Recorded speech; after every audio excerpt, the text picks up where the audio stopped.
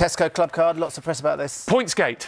Pointsgate's been going on this week, and I've been heavily involved in it. So let's go to set the story. Personal triumph, some might say. Some might say a personal triumph, yes. Thank you for saying so. On Monday, Tesco announced that with its reward points, it was going to homogenise them all on its partner rewards, so they were 3 times value. In other words, a £5 value would be worth 15 quid. Now, in the past, when you traded in your Tesco Club Card voucher, it could be worth 2, 3 or often 4 times. Things like Café Rouge, Pizza Express, Prezzo, London Zoo were all 4 times.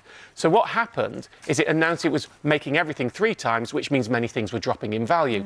And lots of people were really, really annoyed. They'd been saving up for 18 months their vouchers for a big day out, say, at London Zoo to take the kids, and bang, it was gone instantly.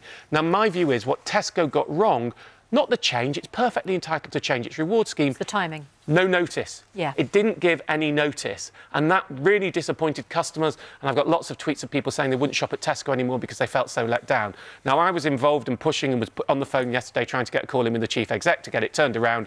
And instead of talking to me, a much better result, they called up and said, OK, we'll do a grace period. We won't do this till June the 10th. Great. You now have until June the 10th to trade in your vouchers at 4 times.